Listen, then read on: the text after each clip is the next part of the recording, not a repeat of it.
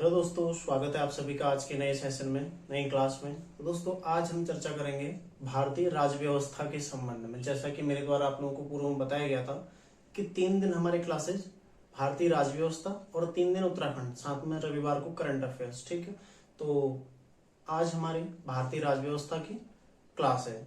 तो भारतीय राज्य व्यवस्था में जो हम पढ़ने वाले हैं आज, भारत का संवैधानिक इतिहास। ठीक है, भारत का संवैधानिक इतिहास। राज्य व्यवस्था जो है इसको अलग अलग खंडों में यदि आप तोड़ेंगे तो सबसे पहला आएगा संवैधानिक इतिहास। ठीक है, फिर दूसरा आएगा संविधान का निर्माण, क्या इतिहास रहा, कैसे निर्माण हुआ। ठीक है, उसके पश्चात संवैधानिक व्यवस्थाएं जो संविधान के अंदर दी गई हैं, कैसे शासन प्रशासन, कैसे हाईकोर्ट सुप्रीम कोर्ट कार्य करेगा, सारी चीजें, क्या राजकाज की भाषा रहेगी। ठीक है, राष्ट्रीय आपातकाल कैसे रहेगा, कैसे राज्य विधानसभाएं, कैसे संसद, ये सारी चीजें जो आएंगी संवैधानिक व्यवस्थाओं में आएगा। ठीक है, तो 3 अलग अलग भागों में हम इसको देखेंगे। सबसे पहले भारत का संवैधानिक इतिहास, जो कि आज मैं आपको शुरू कराने जा रहा हूँ। ठीक है, उसके पश्चात संविधान का निर्माण और उसके पश्चात संवैधानिक व्यवस्थाएं। तो आज शुरू करते हैं भारत का संवैधानिक इतिहास। ठीक है,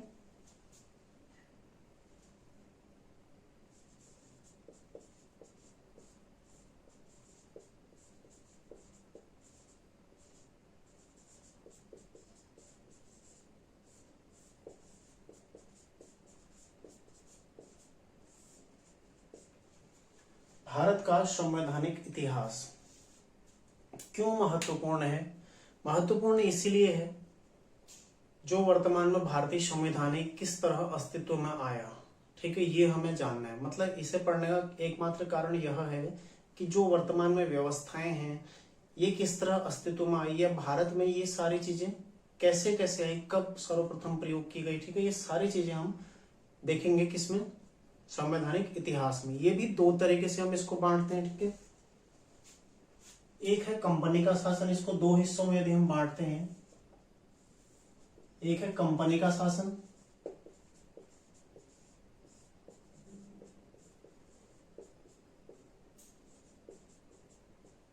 और दूसरा आता है ताज का शासन।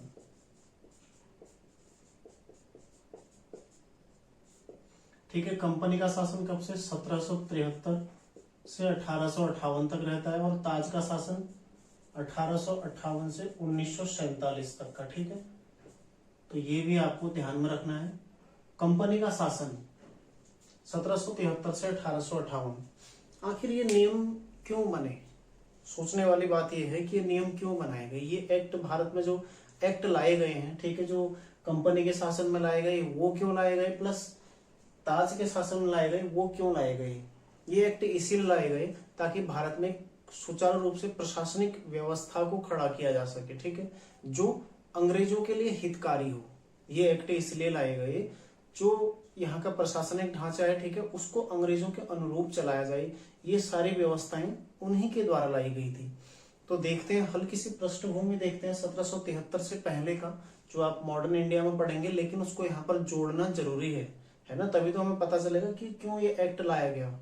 जो 1764 का बक्सर का युद्ध हुआ था, हालांकि 1757 के प्लासी के युद्ध से ही अंग्रेज बंगाल में आ चुके थे, पूरी तरह आ चुके थे। ठीक है, और राजा उनकी कठपुतली बनकर वहां पर शासन कर रहा था, लेकिन पूरी तरह कब आई? 1764 के बक्सर के युद्ध में। ठीक है, बक्सर का युद्ध 1764 में, जो कि 22 अक्टूबर को हुआ था। उस युद्ध के पश्चात अंग्रेज पूरी तरह कहां आ गए? उन्हें बंगाल, बिहार और उड़ीसा, बक्सर के युद्ध के पश्चात 1765 में इलाहाबाद की संधियां होती हैं। ठीक है, उसकी पहली संधि जो कि 12 अगस्त 1765 को हुई थी, ठीक है, शाह आलम द्वितीय के साथ। तो जो मुगल सम्राट था उससे अंग्रेजों को बंगाल की दीवानी प्राप्त हो जाती है। ठीक है, अब दीवानी अधिकार उनको मिल गए पूरे। ठीक है, फिर 16 अगस्त 1765 को अवध के नवाब के साथ भी उनकी एक संधि होती है। ठीक है, इन दोनों संधियों के पश्चात पूरी तरह अंग्रेजों को बंगाल, बिहार और उड़ीसा की दीवानी प्राप्त हो गई। ठीक है, अब उस एरिया को प्राप्त करने के पश्चात उस पर कैसे शासन करना है, इसके लिए तो नीतियां बनेंगी ना। उन्हें प्रत्यक्ष रूप से कुछ स्थान मिल गए, ठीक है, शासन करने के लिए, तो शासन कैसे करना है उसके लिए कुछ नीतियां चाहिए हो। होती है, ठीक है। कुछ नियम होते हैं कि शासन कैसे किया जाएगा, क्योंकि वो बाहर से अगर यहाँ पर शासन कर रहे थे, ठीक है, तो उनके लिए एक चुनौती था यहाँ पर नियम बनाना, भारतीयों के खिलाफ हो और उनकी तरह की हो, दोनों चीजें ना, मानसिकता में तो खिलाफ हो लेकिन उनके तरह की भी हो, क्योंकि यहाँ पर आपको पता ही है अनेक विविधताएं हैं भारत में जो कि पूर्व से चली आ रही हैं, ठीक है। इन विविधताओं के अनुरूप नियम बनाना अंग्रेजों के लिए भी मुश्किल था, ठीक है, क्योंकि वो किसी भारतीय को तब शामिल भी नहीं करते थे अपने किसी भी मंडल में, ठीक है, जो नियम कानून बनाए, तो उनके लिए काफी चुनौतीपूर्ण था। इसलिए जितने भी एक्ट आए एक के बाद एक वो सब क्या फेल होते गए, ठीक है, पूरी तरह प्रभावी नहीं हो गए। क्यों? क्योंकि भारतीयों में अनेक विविधताएं थी पूर्व से ही, ठीक है। तो अंग्रेज सबसे पहले 1765 इलाहाबाद की संधि के पश्चात जो क्लाइव, ठीक है, दोबारा यहाँ पर गवर्नर जनरल बन के आता है। उससे पहले 1757 के आसपास भी रहा था, ठीक है। फिर दोबारा गवर्नर जनरल बन के आता है और सबसे पहले क्या किया उसने, यहाँ पर द्वैध शासन की नीति लागू करी। द्वैध शासन किस तरह का था? इसमें जो राजनीतिक अधिकार हैं वो शासक के पास है और दीवानी अधिकार किसको दे दिए गए? कंपनी के सारे गवर्नर को, ठीक है, यानी कि ईस्ट इंडिया कंपनी को दीवानी अधिकार प्राप्त हो गए। तो इस तरह से दोहरा शासन हो गया शुरू, जिसे 1772 में जो वारेन हेस्टिंग्स हैं उसके द्वारा आते ही उसको समाप्त किया गया। लेकिन उसके पश्चात क्या होता है, ब्रिटिश गवर्नमेंट के द्वारा 1773 में एक एक्ट पारित किया जाता है जिसे क्या हम बोलते हैं, रेगुलेटिंग एक्ट, ठीक है, जो कि कंपनी के शासन में आने वाला। सबसे पहले हम कंपनी का शासन आज देखेंगे, ठीक है। यहाँ पर मैं डालता हूं कंपनी का शासन।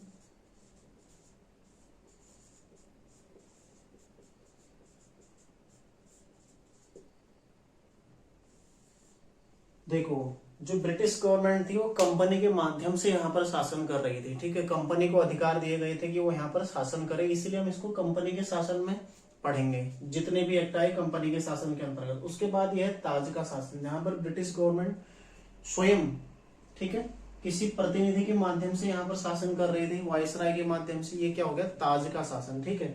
तो कंपनी के शासन में देखेंगे, सबसे पहली बात, क्यों इसकी आवश्यकता पड़ी। नंबर एक, शासन करने के लिए तो इसकी आवश्यकता पड़ी ही पड़ी, ठीक है, जिससे अंग्रेजों को लाभ हो। दूसरी आवश्यकता इसलिए पड़ी, जो कंपनी थी इसके जो कर्मचारी थे वो अत्यधिक भ्रष्टाचारी हो गए थे यहाँ पर, ठीक है, उन पर भी अंकुश लगाना इसका एक उद्देश्य था। तो ये सारी चीजें हम अभी देखेंगे, ठीक है। कहीं ना कहीं भ्रष्टाचारी हो गए, उनको कंपनी मुनाफा कब कमाएगी? यदि कोई भी आज की डेट में ही ले लो, यदि कोई बिजनेस करता है, यदि उसके कर्मचारी गण ही सारा उसका मुनाफा ले जाएं, यानी कि चुंगी मार लें अपना, तो फिर मुनाफा कैसे होगा, ठीक है। तो यही कंपनी यही यहाँ पर नियम बनाने का उद्देश्य भी था, ताकि कंपनी के जो कर्मचारी हैं वो व्यक्तिगत न लें कोई भी चीज, ठीक है, कंपनी के हित में करें, मतलब कोई भी घूस वगैरह ना लें, जिम्मेदारी से कार्य करें। इनका एक उद्देश्य यह भी था। तो इस देखते हैं रेगुलेटिंग एक्ट 1773, ठीक है, सबसे पहला एक्ट जो कि भारत में पारित हुआ, अंग्रेजों के द्वारा जो लाया गया था नियमों की दृष्टि। क्यों? अब स्थान मिल गए तो शासन करना था, शासन करने के लिए नियम चाहिए, और ये वही नियम है जो हम पढ़ रहे हैं, ठीक है। शॉर्टकट में ये समझना है कि अंग्रेजों को 1765 की संधियों के पश्चात बंगाल, बिहार और उड़ीसा की दीवानी मिल गई थी, जहां पर उन्होंने शासन करना था। और शासन करने के लिए कुछ ना कुछ नियमों की आवश्यकता होती है, और जिन नियमों को उनके द्वारा भारत में लाया गया वो नियम कौन से थे? कंपनी के शासन के अंतर्गत, जिन्हें हम अभी एक्ट में देखेंगे। तो सबसे पहले शुरू करते हैं कंपनी का शासन, ठीक। एक चीज और आप लोग जान लीजिए, इन एक्ट को लाने का उद्देश्य क्या था, यही मैं आपको जो समझा रहा हूं, ठीक है। इनका लाने का उद्देश्य क्या था? नंबर एक, ब्रिटिशर्स का अपना ज्यादा से ज्यादा मुनाफा कमाना, और दूसरा भारतीय शासन पर अपनी पकड़ कायम रखना। जो उन्होंने पकड़ बना ली थी 1765 के पश्चात से, या 1757 से 64 जो प्लासी का युद्ध और बक्सर का युद्ध हुआ था, उसके पश्चात अपनी पकड़ भारतीय शासन पर कायम रखना, ठीक है। ये उनके दोनों उद्देश्य थे। तो शुरू करते हैं 1773 का रेगुलेटिंग एक्ट।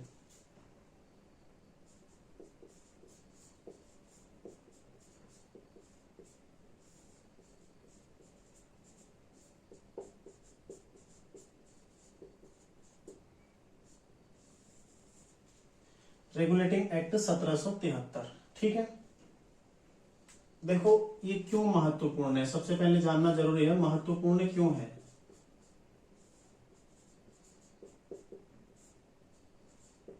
सबसे पहले तो इसलिए महत्वपूर्ण है क्योंकि यहाँ के स्थानों पर कब्जा करने के पश्चात ब्रिटिशर्स का यह कोई पहला नियम था जो यहाँ पर शासन की दृष्टि से, यहाँ पर शासन चलाने की दृष्टि से, उद्देश्य से लाया गया था। ठीक है, नंबर एक तो इसीलिए महत्वपूर्ण है।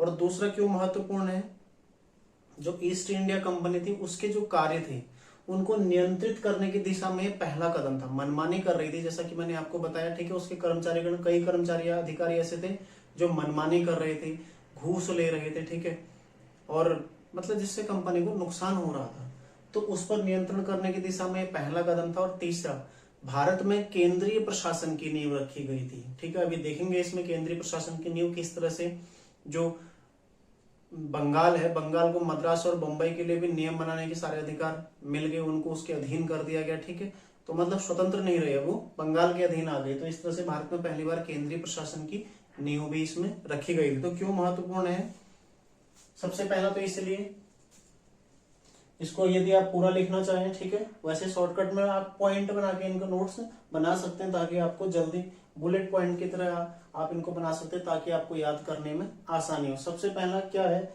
इसमें, कंपनी के प्रशासनिक और राजनैतिक अधिकार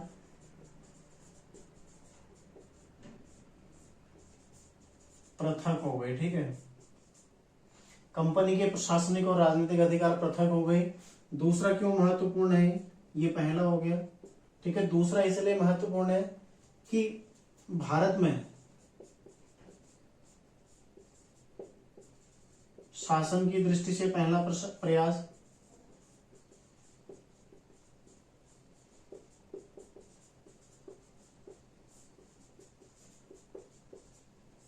ठीक है, ब्रिटिशर्स का ये पहला प्रयास था भारत में शासन की दृष्टि से किसी नियम को लाने का। ठीक है, और तीसरा क्या है इसमें, केंद्रीय प्रशासन की नींव रखी इसमें।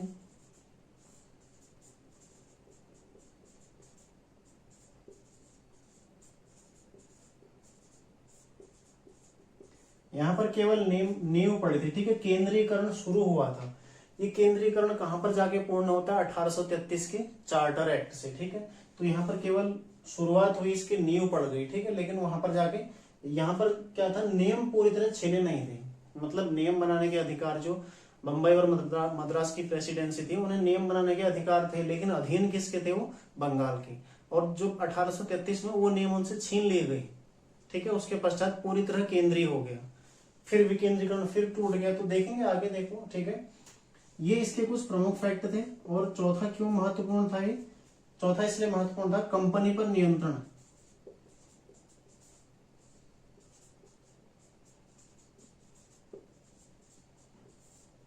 ब्रिटिश सरकार द्वारा इसके माध्यम से कंपनी पर नियंत्रण, उसके कर्मचारियों पर नियंत्रण करने का भी प्रयास किया गया था। ठीक है, तो ये रेगुलेटिंग एक्ट 1773 ये महत्वपूर्ण क्यों है, नंबर एक, कंपनी के प्रशासनिक और राजनीतिक अधिकार अलग अलग हो गई। ठीक है, दूसरा, भारत में शासन की दृष्टि से अंग्रेजों, ब्रिटिश सरकार का ये पहला प्रयास था। ठीक है, कि किस तरह से भारत में शासन चलाया जाएगा। तीसरा, केंद्रीय प्रशासन की नींव पड़ी, जैसा कि मैंने आपको बताया, बंबई और मद्रास बंगाल के अधीन हो गए, लेकिन नियम वो बना रहे थे। ठीक है, नियम बनाने का उन्हें अधिकार दिया गया था, जो कि बाद में 1833 में वो भी छीन लिया गया और पूरी तरह केंद्रीकृत हो गया। ठीक है, और चौथा है कंपनी पर नियंत्रण, यानी कि ब्रिटिश सरकार द्वारा इस एक्ट के माध्यम से सीमित मात्रा तक कंपनी के कर्मचारियों पर भी नियंत्रण करने का प्रयास किया गया। देखेंगे अभी उन्हें घूस रिश्वत लेने से मना कर दिया गया। ठीक है, तो ये सारी चीजें देखते हैं, इसकी विशेषताएं। ठीक है, ये तो एक्ट क्यों महत्वपूर्ण है हमारे लिए, इसलिए महत्वपूर्ण है। ठीक है, एक तो पहला प्रयास है और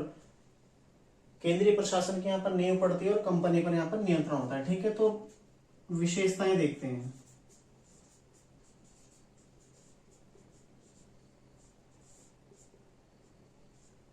विशेषताएं बस समझते हुए चलो, समझते हुए चलोगे, खुद ब खुद इसमें इमेज आपकी बनती जाएगी। ठीक है, आपके मस्तिष्क में, और आपको बिल्कुल भी दिक्कत इसको याद करने में, समझने में फिर नहीं होगी। एक बार समझते हुए पढ़ लोगे, फिर कोई दिक्कत आपको नहीं होने वाली है। ठीक है, सबसे पहली विशेषता यही है, कंपनी में व्याप्त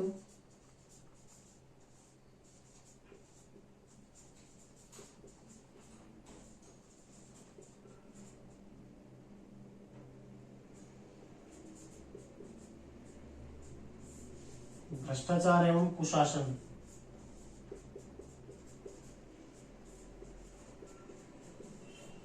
को दूर करना। ठीक है, ये इसकी पहली विशेषता होगी, कंपनी में व्याप्त भ्रष्टाचार एवं कुशासन को दूर करना। ठीक है, इस उद्देश्य से ये इस विशेषता के साथ ये पहला हो गया। दूसरा है अन्य जो प्रमुख विशेषताएं इसकी, ये तो केवल एक उद्देश्य मात्र समझ लीजिए। ठीक है, कि ये भी इसका एक उद्देश्य रहा था, लेकिन जो इसकी प्रमुख विशेषताएं हैं वो क्या है। सबसे पहली विशेषता आती है इसमें, जो बंगाल का गवर्नर जनरल है,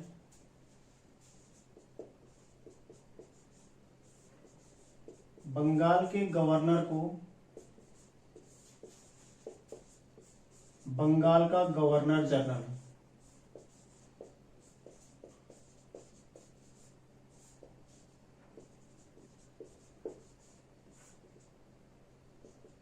नाम दिया गया। ठीक है, प्लस मद्रास तथा बंबई को बंगाल के अधीन। ठीक है, अधीन किया गया। तो बंगाल के अधीन मतलब बंगाल के गवर्नर जनरल के अधीन किया गया। इस तरह से क्या मतलब, व्यक्ति एक ही शासन कहां तीनों जगहों पर कर रहा है। ठीक है, इनके अधीन कर दिया गया। लेकिन इसको भी याद रखना है, नियम बनाने की शक्ति किसको थी, ये अपने लिए नियम बना सकते थे, कुछ मामलों में ये नियम अपने लिए बना सकते थे। ठीक है, जो कि बाद में 1833 के एक्ट से पूरी तरह छीन लिए गए, इसलिए वहां पर पूरी तरह केंद्रीकरण हो गया। ठीक है, तो यहाँ पर केंद्रीकरण की नींव यहाँ पर पड़ चुकी है। दूसरा है जो गवर्नर जनरल था। ठीक है, गवर्नर जनरल की सहायता के लिए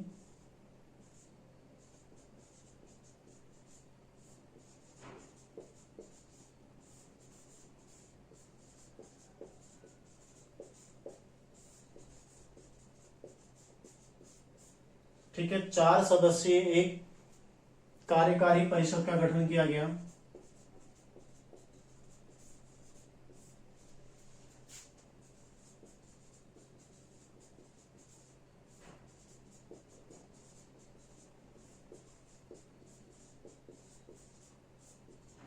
ठीक है, 4 सदस्यीय कार्यकारी परिषद का इसमें गठन होता है। इसमें कौन कौन से थे 4, एक था फिलिप फ्रांसिस,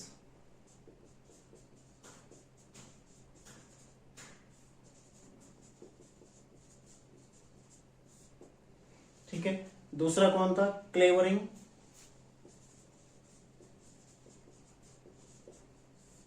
फिर थे मानसेन और बारवेल। ठीक है, ये 4 इसमें सदस्य थे। तो गवर्नर जनरल की कार्य जो सहायता के लिए थे, उसकी कार्यकारिणी परिषद, जिससे सलाह मशवरे के पश्चात गवर्नर जनरल कार्य करता था, है ना। इतना बड़ा एरिया है, स्वयं तो देख नहीं सकता, कहीं ना कहीं किसी की राय चाहिए होती है। तो ठीक है, इसी राय के लिए 4 सदस्यीय कार्यकारिणी परिषद का उसकी गठन किया गया। ठीक है, जिसमें फिलिप फ्रांसिस, क्लेवरिंग, मानसेल और बारवेल 4 व्यक्ति उसमें थे। ठीक है, तो इस प्रकार बंगाल के पहले गवर्नर कौन बने उस टाइम पर, बंगाल के पहले गवर्नर जनरल कौन बने, वारेन हेस्टिंग्स।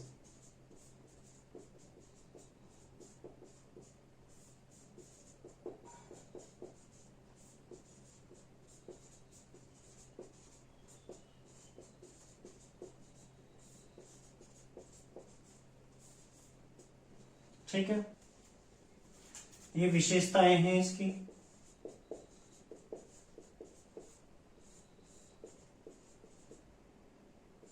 तो सीधा क्वेश्चन पहला बनता है, भारत में किस एक्ट के द्वारा सर्वप्रथम केंद्रीय प्रशासन की नींव पड़ी थी।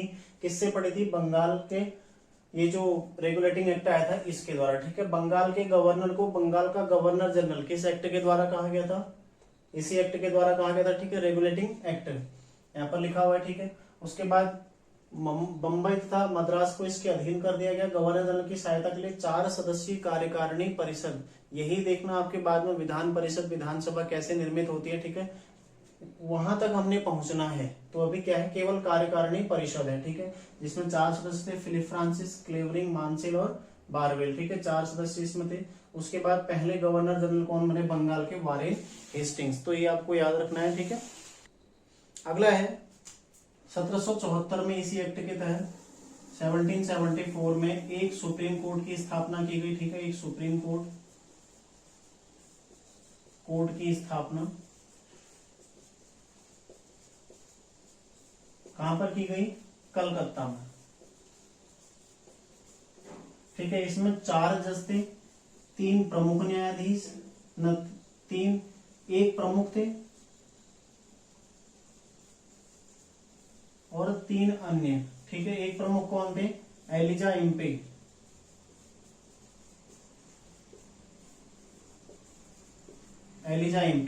अन्य कौन थे, लिमस्टर, चैम्बर्स और हाइड।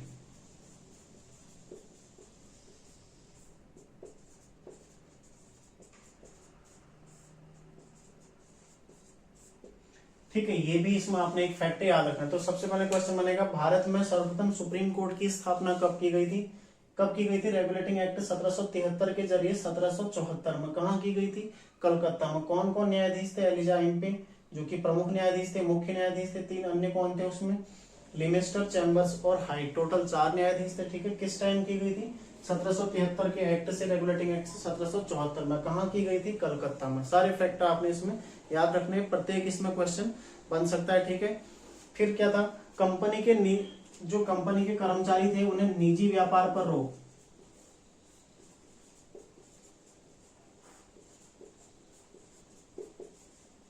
जो कंपनी के कर्मचारी अधिकारी थे, ठीक है, उनके निजी व्यापार पर इस अधिनियम के तहत रोक लग गई। मैंने आपको बोला था कंपनी पर नियंत्रण करना भी इस एक्ट का एक उद्देश्य था, ठीक है, ये उद्देश्य है।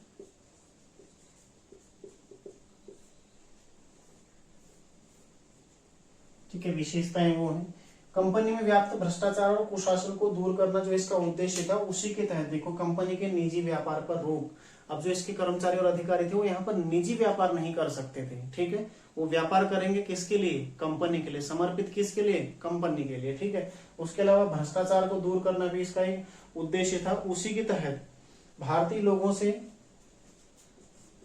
तथा भारतीयों से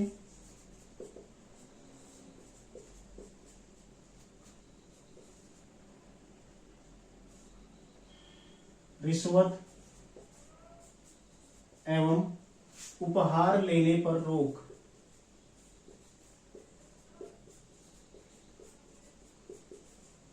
ठीक है, तो इस एक्ट के माध्यम से कंपनी के कर्मचारियों का नंबर 1 निजी व्यापार पर रोक लगा दी गई और भारतीयों से रिश्वत और उपहार लेने, ठीक है, वो यहाँ से किसी से उपहार भी, जैसे राजा महाराजा होते थे ना, तो हो सकता है वो उपहार में देते हो क्योंकि वही दे सकते हैं ना, तो उनके उपहार पर लेने पर भी रोक लग गई और रिश्वत लेने पर भी रोक लग गई। इससे क्या होगा, रिश्वत और उपहार लेने से जो पूंजी कंपनी के जरिए ब्रिटिश सरकार को मिलती, अब वो कंपनी के अधिकारियों को ही मिल जा रही थी, ठीक है, तो उनकी कहीं ना कहीं राजस्व में कमी हो रही थी ना, तो इसीलिए उन्होंने क्या किया, निजी व्यापार और भारतीयों से रिश्वत और उपहार लेने पर रोक लगा दी। ठीक है, अगला पॉइंट यदि आप इसमें देखते हो, अगला पॉइंट क्या आ जाएगा इसमें, कोर्ट ऑफ डायरेक्टर्स के माध्यम से, निदेशक मंडल जिसे बोलते हैं, ठीक है, निदेशक मंडल के माध्यम से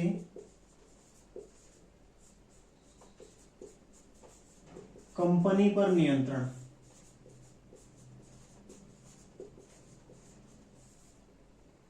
निदेशक मंडल के माध्यम से कंपनी पर नियंत्रण किसने किया, किसने लगाया, किसने किया कंपनी पर नियंत्रण, ब्रिटिश सरकार ने। ठीक है, कोर्ट ऑफ डायरेक्टर्स, ठीक है, निदेशक मंडल, कोर्ट ऑफ डायरेक्टर्स आप इसको लिख सकते हो। ठीक है, इसके माध्यम से क्या किया, कंपनी पर ब्रिटिश सरकार ने अपना नियंत्रण स्थापित किया।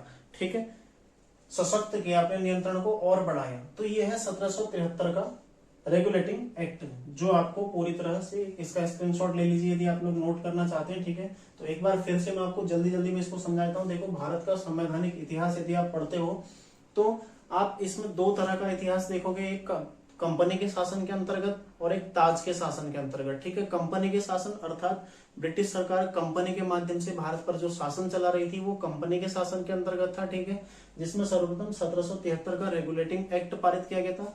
क्यों पारित किया गया? क्योंकि 1765 की जो इलाहाबाद की संधियां थी उसके माध्यम से अंग्रेजों को बंगाल, बिहार और उड़ीसा की दीवानी प्राप्त हो चुकी थी। ठीक है, स्थान प्राप्त हो चुके थे, बंगाल जीत लिया था और जीतने के पश्चात वहां पर क्या शासन चलाना था। शासन चलाने की दृष्टि उद्देश्य से इनके द्वारा यहाँ पर कुछ नियम लाए गए ब्रिटिश सरकार के द्वारा, ताकि कंपनी पर भी नियंत्रण रखा जा सके और यहाँ पर शासन भी स्थापित किया जा सके। और तीसरा जो सबसे मेन उद्देश्य उनका था वो था मुनाफा कमाया जा सके। एक तो भारत पर अपनी पकड़ बनाना और दूसरा जो सबसे प्रमुख उद्देश्य उनका यही था कि यहाँ से ज्यादा मुनाफा कमाया जा सके। ऐसी नीतियां जो ब्रिटिशर्स के लिए क्या हो, हितकारी हो, ब्रिटिश सरकार के लिए हितकारी हो। ठीक है, तो उसी उद्देश्य से रेगुलेटिंग एक्ट 1773 पारित किया गया। क्यों महत्वपूर्ण था? महत्वपूर्ण क्यों था? बस यही पहला कदम था। ठीक है, पहला प्रयास था। एक आपने याद रखना है, इससे पहले कोई एक्ट नहीं पड़ा था, इसका मतलब पहला प्रयास था। ठीक है, दूसरा केंद्रीय प्रशासन की नींव किस तरह से पड़ी? केंद्रीय प्रशासन की नींव जो बंबई और मद्रास प्रेसिडेंसी थी उनकी अधिकार वो किसके नियंत्रण में आ गए? बंगाल के नियंत्रण में आ गए। लेकिन कानून वो भी बना रहे थे कुछ। ठीक है, और उसके अलावा क्या था? कंपनी पर नियंत्रण। ठीक है, भ्रष्टाचार जो कुशासन इनको दूर करने के लिए उसने कोर्ट ऑफ डायरेक्टर्स के माध्यम से कंपनी पर अपना नियंत्रण स्थापित किया। किसने? ब्रिटिश सरकार ने। इसकी विशेषताएं क्या थी? देखो, बंगाल का जो गवर्नर है उसे बंगाल का गवर्नर जनरल अब नाम दे दिया गया। ठीक है, बंगाल का गवर्नर जनरल नाम दे दिया गया और बंबई और मद्रास को उसके अधीन कर दिया गया। इस तरह से पहला बंगाल का गवर्नर जनरल कौन बना? Warren Hastings. ठीक है, अगला पॉइंट आप देखते हो तो कंपनी के अधिकारियों कर्मचारियों को रिश्वत लेना, ठीक है, उपहार लेना और निजी व्यापार, अपना पर्सनल जो उनका निजी व्यापार है उसको उन्होंने उस पर पूरी तरह से रोक लगा दी गई। ठीक है, अगला पॉइंट क्या है? कलकत्ता में एक सुप्रीम कोर्ट की स्थापना होती है। ठीक है, जिसमें 1774 में होती है। ठीक है, एक प्रमुख एलिजा इम्पे और 3 अन्य लिमेस्टर, चैम्बर्स और हाइड। इसके अलावा गवर्नर जनरल की सहायता के लिए 4 सदस्यीय कार्यकारिणी परिषद, इसको आपने याद रखना है। ठीक है, इसी में देखो आगे कैसे संशोधन होते रहता है, ऊपर नीचे जाते रहेगा। ठीक है, उसके जिसमें 4 सदस्य कौन थे? फिलिप फ्रांसिस, क्लेवरिंग, मानसेन और बारवेल। ये आपने याद रखना है 1773 का रेगुलेटिंग एक्ट। मुझे नहीं लगता इससे अब आपको दोबारा इसमें कोई दिक्कत या कोई कंफ्यूजन है। ठीक है, यदि है तो कमेंट कीजिए, मैं आपको पुनः इसको समझाने का प्रयास करूंगा। ठीक है, अब देखते हैं एक्ट ऑफ सेटलमेंट 1781। कुछ नहीं है, केवल संशोधन की दृष्टि से लाया गया था, लेकिन कुछ नहीं है उसमें। ठीक है, केवल लिख लेते हैं एक्ट ऑफ सेटलमेंट कब आया था। अब कंपनी के शासन के अंतर्गत ही हम देखते हैं एक्ट ऑफ सेटलमेंट। ठीक है, संशोधन अधिनियम। दूसरा है संशोधन अधिनियम। कब आया था? 1781 में। इसे क्या बोला था? Act of settlement.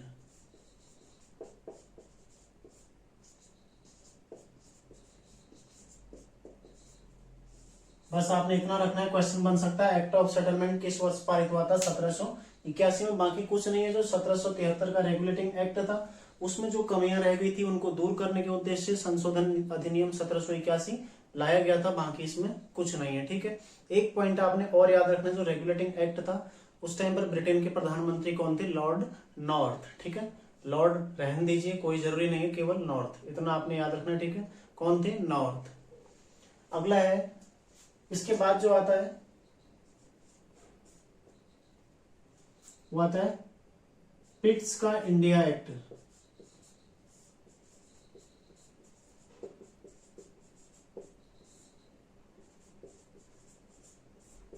1784।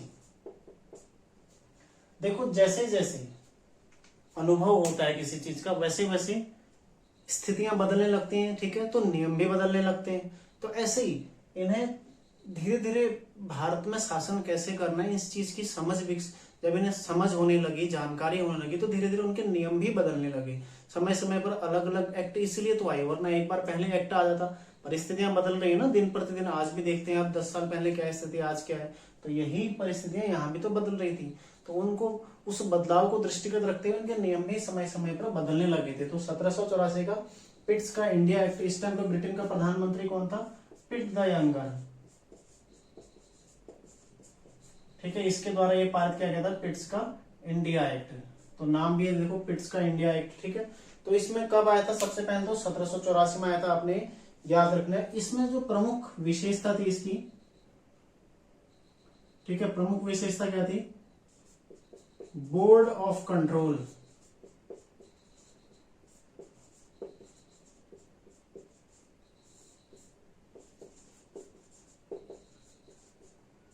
नियंत्रण बोर्ड की स्थापना हो गई। ठीक है, कितने सदस्य? 6 सदस्य। कहां हुई नियंत्रण बोर्ड की स्थापना? ब्रिटेन में। और उसको यहां लाया गया, क्यों लाया गया? ताकि कंपनी पर नियंत्रण रखा जा सके। कंपनी पर कैसा? ठीक है, पर बताया मैंने आपको, कंपनी कहीं ना कहीं ईमानदारी से अपने कर्तव्यों का निर्वहन नहीं कर रही थी, तो उसके लिए सबसे पहले हमने देखा था कोर्ट ऑफ डायरेक्टर्स के माध्यम से उस पर नियंत्रण रखा जा रहा था। अब नियंत्रण बोर्ड के माध्यम से भी उस पर नियंत्रण रखा जाने लगा। ठीक है, तो दोनों के अब कंपनी के क्या अधिकार अलग अलग कर दिए गए। ठीक है, इसमें कंपनी के राजनीतिक और वाणिज्यिक जो कार्य थे, इस एक्ट के माध्यम से कंपनी के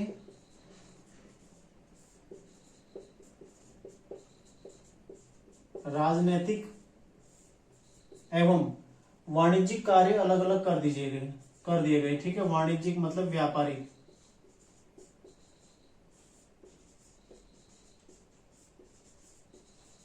ये पृथक हो गए। किसको कौन सा मिल गया? ठीक है, व्यापारिक मामले मिल गए निदेशक मंडल को।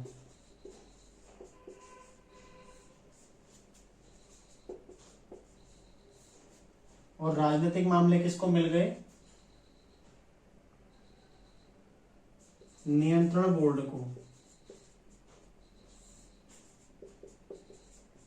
ठीक है, अब देखो इस प्रकार आपको लग रहा है ना, दो दो चीजें यहाँ पर अलग अलग शासन कर रही हैं। एक व्यापारिक शासन कर रहा है और एक राजनीतिक। ठीक है, व्यापारिक कार्य अलग कर रहा है, राजनीतिक कार्य अलग कर रहा है। इस प्रकार क्या मतलब दोहरा शासन दिख रहा है ना, एक ही है एक ही है, दोहरा शासन हो गया।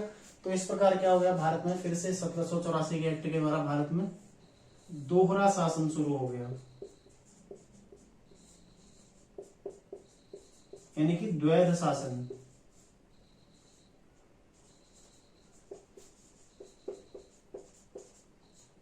ठीक है, पुनः भारत में द्वैध शासन शुरू हो गया। ठीक है, तो ये पॉइंट बहुत महत्वपूर्ण है, आपने याद रखना है कि भारत में द्वैध शासन कब कब लगा है। ठीक है, उसमें सबसे पहले आप देखते हैं 1765, जैसा कि मैंने आपको बताया था, किसके द्वारा? क्लाइव के द्वारा भारत में द्वैध शासन लगाया गया था। ठीक है, जिसे 1772 में समाप्त कर दिया गया वॉरेन हेस्टिंग्स के द्वारा। उसके पश्चात पुनः किसके द्वारा? जब पिट्स का इंडिया एक्ट आया था 1784 में, इसके द्वारा एक तो नियंत्रण बोर्ड की स्थापना हो गई 6 सदस्य। ठीक है, इस बोर्ड को कौन से कार्य दे दिए गए? राजनीतिक कार्य। और जो पहले से निदेशक मंडल था, जो इस पर पकड़ बनाए हुए था अपनी ईस्ट इंडिया कंपनी के अधिकारियों कर्मचारियों पर, उसको सारे के सारे वाणिज्यिक कार्य सौंप दिए गए। ठीक है, अब दो अलग अलग माध्यमों से यहाँ पर शासन होने लगा, जिसे क्या बोलते हैं? दोहरा शासन। ठीक है, इस प्रकार द्वैध शासन कहां से शुरू हो गया? 1784 में। ठीक है, यदि कभी ऑप्शन मिले द्वैध शासन बंगाल में, ये 1784 में भी शुरू हो गया। ठीक है, इस तरह से फिर ये कब समाप्त होता है? 1858 में, जब ये समाप्त कर दिए जाते हैं, इनके सारे अधिकार छीन लिए जाते हैं। ठीक है, तो 1784 1858 तक ये द्वैध शासन आपको लगातार अब देखने को मिलेगा। ठीक है, अगला पॉइंट क्या था इसका?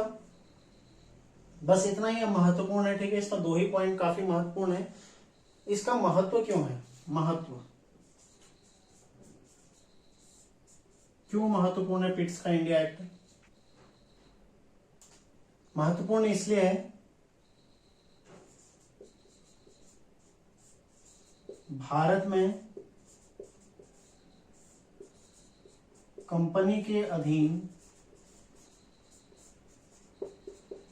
क्षेत्र को पहली बार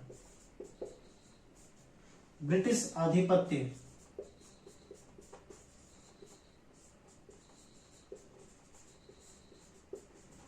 क्षेत्र कहा गया।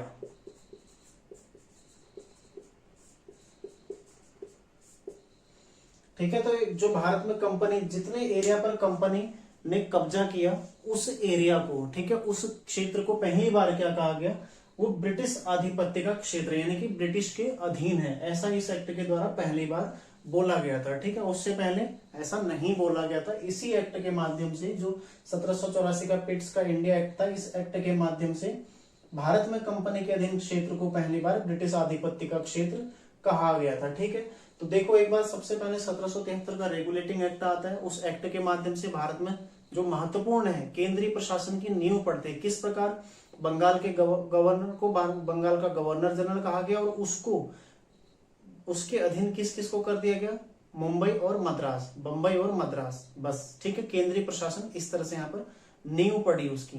दूसरा, सुप्रीम कोर्ट की स्थापना हुई कहाँ, कलकत्ता में 1774 में।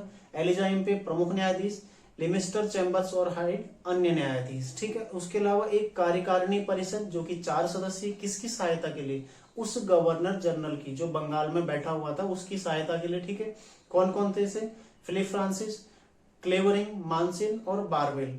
और उसमें एक महत्वपूर्ण पॉइंट और क्या था, जो अंग्रेज कंपनी थी, ठीक है, ईस्ट इंडिया कंपनी, उसके कर्मचारी अधिकारी गण थे, वो यहाँ पर न रिश्वत ले सकते थे, न उपहार ले सकते थे और न निजी व्यापार कर सकते थे। ठीक है, ये उसका प्रमुख विशेषताएं थी। उसके पश्चात 1781 का एक्ट ऑफ सेटलमेंट आता है, उसमें कोई केवल संशोधन के उद्देश्य से लाया जाता है। ठीक है, फिर 1784 का पिट्स का इंडिया एक्ट आता है, पिट द यंगर के द्वारा इसको यहाँ पर भेजा गया। ठीक है, किसकी स्थापना होती है, नियंत्रण बोर्ड की स्थापना होती है, 6 सदस्यीय नियंत्रण बोर्ड और कंपनी के राजनीतिक और व्यापारिक मामले, राजनीतिक मामले नियंत्रण बोर्ड को, व्यापारिक मामले निदेशक मंडल को। पहले से व्यापारी उद्देश्य है ना, तो उद्देश्य यदि व्यापार है तो निदेशक बोर्ड पहले से इन पर नियंत्रण बनाए हुए हैं। ठीक है, लेकिन अब दूसरा जो राजनीतिक मामले हैं उसके लिए बोर्ड ऑफ कंट्रोल की स्थापना की गई। ठीक है, दोनों मामले पृथक पृथक, तो इस प्रकार द्वैध शासन शुरू, दोहरा हो गया तो द्वैध शासन शुरू। ठीक है, और इसके अलावा और क्या यहाँ पर मुख्य पॉइंट है, जो ब्रिटिश आधिपत्य का क्षेत्र है उसको पहली बार इस नाम से जाना गया, यानी कि ब्रिटिश आधिपत्य क्षेत्र से नाम से जाना गया। ठीक है, तो ये 1784 तक के एक्ट की प्रमुख विशेषताएं हैं। आगे का एक्ट आता है 1793 का चार्टर एक्ट। ठीक है, लगातार 4 एक्ट आते हैं सीरीज में, 1793 का, 1813 का, 1833 का और 1853 का। प्रत्येक 20-20 साल में ये 4 एक्ट आते हैं। ठीक है, तो इनको हम पूरा एक ही क्लास में, अगली क्लास में देखेंगे। आप लोग फिलहाल बस यहां तक का अपना क्लियर कर लीजिए। ठीक है, और एक स्टोरी जो मैंने शुरू में आपको बताई थी, क्यों आवश्यकता पड़ी, ये आपको जानना भी जरूरी है। ठीक है, तो उसको भी एक बार अच्छे से आप समझ लीजिएगा। ठीक है, और बाकी यहाँ पर 1793 से 1853 अगली क्लास में हम, यानी कि कल की क्लास में इसको देखेंगे। एक बात और मैं कहना चाहूंगा, यदि आपको क्लास पसंद आ रही है दोस्तों, लाइक अवश्य कीजिएगा। क्यों, क्योंकि आपके लाइक करने से या आपके शेयर करने से, ठीक है, तो मुझे भी थोड़ा प्रोत्साहन मिलेगा, है ना, तो मुझे भी लगेगा कि हाँ मैं अच्छा प्रयास कर रहा हूँ या आपको अच्छे से समझा पा रहा हूँ या नहीं। ठीक है, इसका भी मुझे इसी माध्यम से जानकारी प्राप्त होगी। तो मिलते हैं नेक्स्ट क्लास में। आप लोग तैयारी करते रहिए, अच्छे से पढ़ाई करिए। ठीक है, और बार बार रिवीजन कीजिए। धन्यवाद।